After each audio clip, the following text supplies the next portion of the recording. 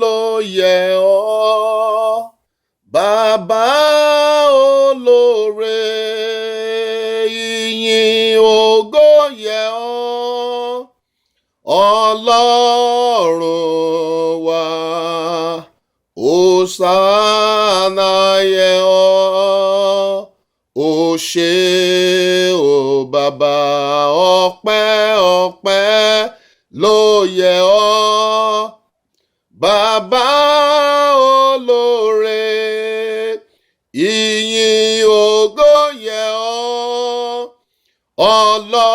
ọlọ́run wa, òsánà yẹ ọ́, ó ṣé o bàbá ní gbogbo ọ̀nà. Ẹ ṣé olúwa ní gbogbo ọ̀nà. Ẹ ṣé o bàbá ní gbogbo ọ̀nà. Ẹ ṣé ayérayé, ẹ ṣé o ní gbogbo ọ̀nà. Àwa dúpẹ́ o bàbá ní gbogbo ọ̀nà. Àwa dúpẹ́ o bàbá. Ẹ jẹ́ kí a gbàdúrà ní orúkọ Jésù. Ọlọ́run gbogbo àgbáyé, àwa fi ìyìn àtọpẹ́ fún yín fún àkókò yìí tí ẹ tún jẹ́ kó bá wa láàyè àti láyé.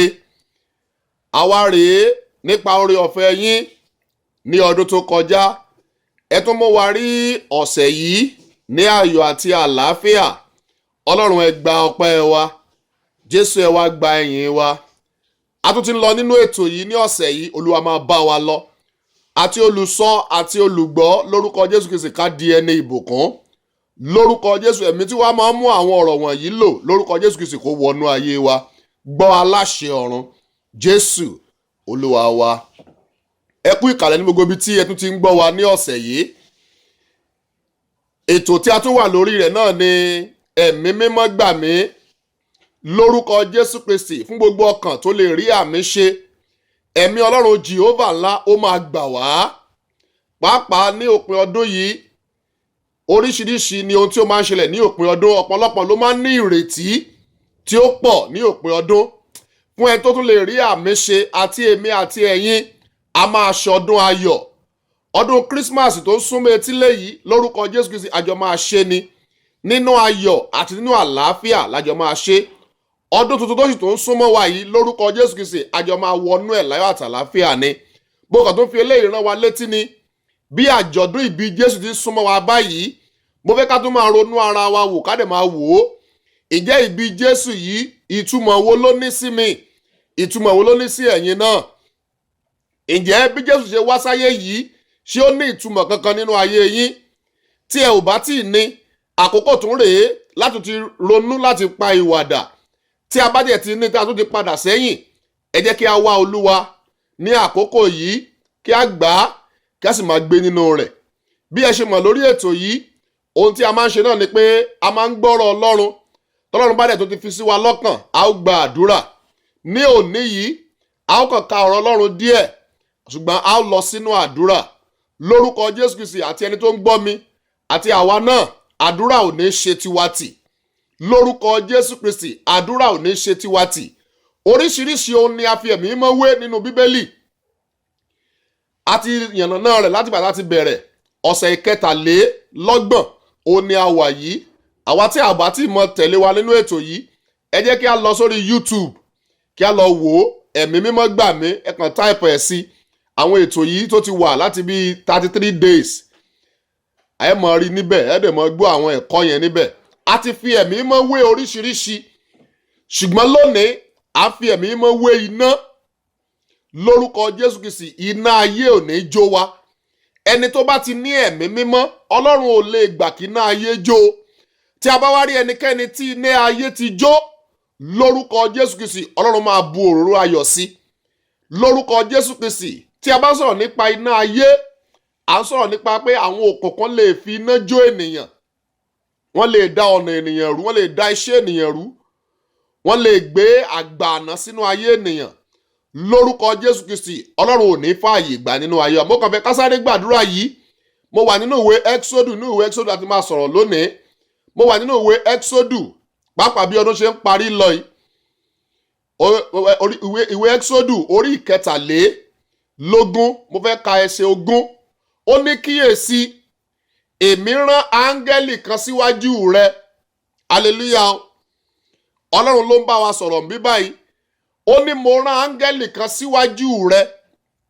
Ẹnìkan ń gbọ́ mi lọ́wọ́ báyìí. Mo fẹ́ kí ẹ lọ fọkàn yín balẹ̀. Ẹ lè máa wò wípé bó lọ́dún yìí ṣe fẹ́ rí. Bó sọ́dún yìí sí yóò sì parí bẹ́ẹ̀ náà rèé. Ẹlòmíì tún ọ̀pọ̀lọpọ̀ tó ń rò wípé ọdún tó ń bọ̀ bó ni ó ṣe rí. Mo ń fi ọkàn yín balẹ̀ torí pé ẹ wà nínú Jésù wípé Ọlọ́run ti sọ fún yín pé òun ti rán áńgẹ́lì kan síwájú yín. Gbogbo ìrìn àjò tẹ́ bá fẹ́ rìn pátápátá ẹ lọ, ẹ fi Ọlọ́run síwájú. Ọlọ́run dẹ̀ wà pẹ̀lú yín. Ó ní wò ó, kíyèsí, mo ti rán áńgẹ́lì kan síwájú rẹ láti pa ìwọ tí mò ń wò yìí gan tó sì ń wò mí yìí. Ọlọ́run ń ṣèlérí fún ọ wípé òun máa pa ọ́ mọ́ ní gbogbo ọ̀nà rẹ. Gbogbo ìrìn àjò tó kù nínú ọdún yìí àti ìrìn àjò ọdún tó ń bọ̀ gan, Ọlọ́run sọ wípé òun máa wà pẹ̀lú rẹ, òun máa wà nínú ọ̀nà rẹ, òun máa wà nínú ìrìn àjò rẹ. Gbogbo ibi tó bá ti ń lọ ó ní kíyèsí, èmi ti rán áńgẹ́lì. Ẹ̀mí mímọ́ nìyẹn, pé ẹ̀mí mímọ́ yóò mọ̀ tọ́ ọ sọ́nà ní gbogbo ọ̀nà rẹ nínú ọdún yìí àti ọdún tó ń bọ̀ tuntun tá à ń wò yìí. Ọlọ́run lóun ti rán áńgẹ́lì síwájú rẹ. Bíbélì ṣe jùlọ síwájú, ó ní àti láti mú ọ dé ibi tí mo ti pèsè fún ọ. Ọ̀pọ̀lọpọ̀ kìrìsìtẹ́nì ni ibi tí Ọlọ́run pèsè fún. Ọ̀pọ̀lọpọ̀ ló ń sáré kiri. Ọ̀pọ̀lọpọ̀ ń sáré ju àyànmọ́ wọn lọ. Ọlọ́run ti ní ìpèsè fún yín, ó ní ìpèsè fún èmi náà. Ǹjẹ́ ẹ mọ ìpèsè Ọlọ́run fún ayé yín? Ìdí nìyẹn tí ẹ gbọ́dọ̀ fi súnmọ́ Ọlọ́run kí Ọlọ́run dẹ̀ súnmọ́ yín nípa kíka ọ̀rọ̀ rẹ̀ àti nípa ṣíṣe ìfẹ́ rẹ̀. Tí ẹ bá ti ń ka ọ̀rọ̀ rẹ̀ tí ẹ sì ń ṣe ìfẹ́ rẹ̀, ó ti di dandan ohun tí Ọlọ́run ti pèsè fún ayé yín ẹ ó mọ̀ ọ́. Tí ènìyàn ó ní èrò rere ni mo ní sí yín, kì í ṣe èrò lásán, èrò àlàáfíà ni, èrò ìbùkún ni, èrò ayọ̀ ni, èrò àlàáfíà àti ìgbésókè ni. Ọ̀pọ̀lọpọ̀ ni ò mọ èrò Ọlọ́run sínú ayé rẹ̀. Oríṣiríṣi ni àwọn ènìyàn fi etí wọn gbọ́. Oríṣiríṣi ni àwọn ènìyàn fi etí ojú wọn rí. Ọ̀pọ̀lọpọ̀ oríṣiríṣi ni àwọn èèyàn ń gbọ́ tó sì ń bà wọ́n lẹ́rù. Ẹ gbọ́ eléyìí, tí ènìyàn bá ti ní ẹ̀mí mímọ́, Ọlọ́run á mú ìbẹ̀rù kúrò lójú ọ̀nà rẹ̀. Tí ènìyàn bá ti ní ẹ̀mí Ọlọ́run alààyè tó gbà kí áńgẹ́lì kó síwájú ẹ̀, á fún ní ìgboyà tí áńgẹ́lì bá síwájú ènìyàn. Ẹ gbọ́ eléyìí dáadáa, ẹ gbọ́ eléyìí. Bíbélì sọ fún wa pé áńgẹ́lì yẹn sọ pé ó ní èmi ni Gabrieli, ẹni tí mo dúró níwájú Olúwa. Tí ènìyàn bá ti wà ní ìhà Olúwa, ó ti di dandan Gabrieli á máa dúró níwájú ènìyàn, á máa síwájú ènìyàn pẹ̀lú idà rẹ̀ láti síwájú wa nínú ìrìn àjò. Ẹ gbọ́, gbogbo ẹ̀yin ènìyàn tẹ́ ẹ̀ rìnrìn àjò ní òpin ọdún yìí, ẹ máa lọ láyọ̀ lórúkọ Jésù, ẹ sì máa bọ̀ láyọ̀. Gbogbo ẹnikẹ́ni tó bá ní ibo lẹ̀ ń lọ pé ẹ ó lọ ẹ ò ní dé, lórúkọ Jésù Kristi Ọlọ́run máa ṣèdájọ́ wọn. Ọlọ́run sọ fún yín wípé òun máa síwájú yín, òun máa nínú ìrìn àjò yín, òun máa ṣe kíni o, òun máa síwájú yín.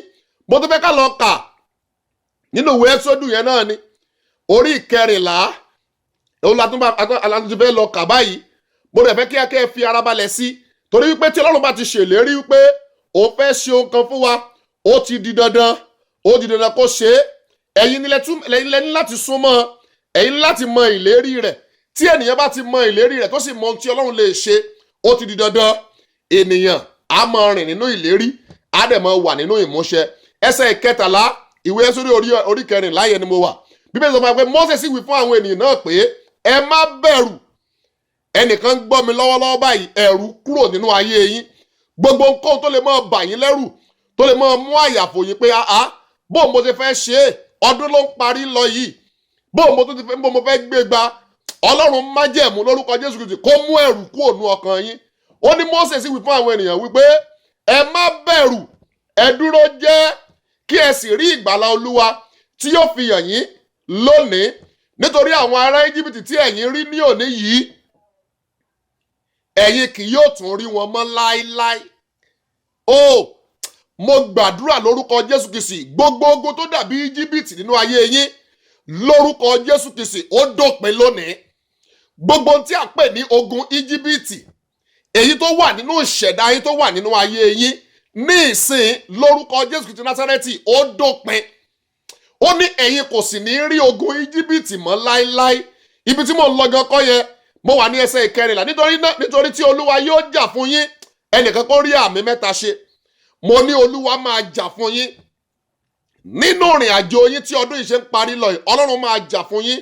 Ó ní kí ẹ̀yin kí ó sì pa ẹnu yín mọ́. Ibi tí mo ń lọ gan kọ́ yẹn Olúwa sì wí fún Mósè pé èṣe tí ìwọ fi ké pè mí sọ fún àwọn ọmọ Ísírẹ́lì kí wọ́n kí ó tẹ̀síwájú. Ọlọ́run sọ fún yín wípé ẹ tẹ̀síwájú, ìrànlọ́wọ́ máa dé bá yín, àánú máa wá yín rí, ẹ tẹ̀